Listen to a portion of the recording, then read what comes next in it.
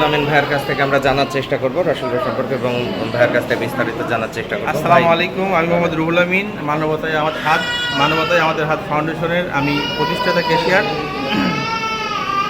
সবার দোয়া এবং ভালোবাসা, দেশ এবং দেশের বাইরে যারা আছেন আমাদের পাশে ছিলেন, তারা এখনও আছেন, আরও এখনও যারা যুক্ত হন নাই, সবাই আমাদের ফাউন্ডেশনের মাধ্যমে আমাদের সাথে যোগাযোগ করবেন।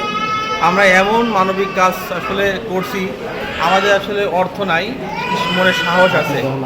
এই সাহস নিয়ে আমরা এগিয়ে যাব অনেক দূরে, এটা আপনাদের ভালোবাসা পেলে। তো আমি এটাই বলতে চাই, আমরা যে রাসেল ভাইকে দীর্ঘ 3 বছর সে বিছনায় পড়ে আছে, হঠাৎ করে আমাদের সাথে তার 3 মাস হলো সাক্ষাৎ হয়।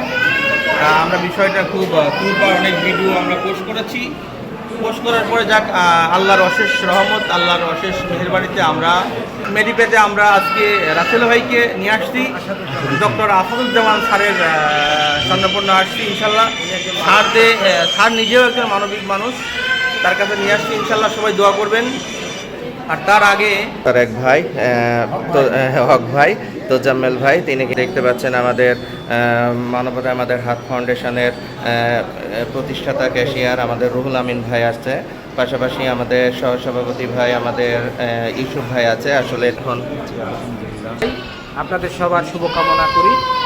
রাসেলের যে অ্যাক্সিডেন্টের বিষয়টা আপনারা বেশ 3 মাস যাবৎ শুনেছেন এবং বিভিন্ন ভিডিওতে দেখেছেন।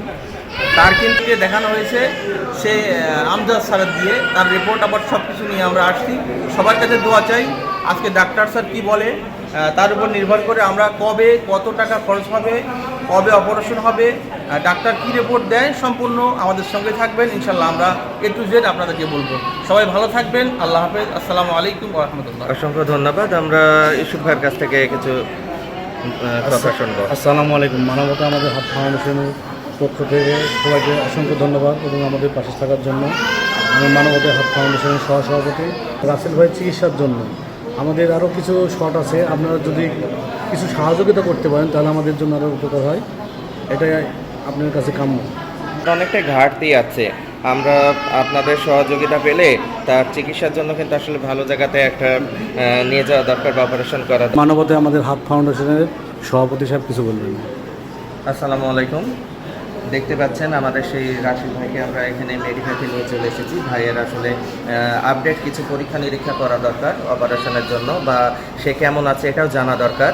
যেমন মেডিকেলে চলে এসেছি আসাদুজ্জামান আজাদ স্যারের কাছে।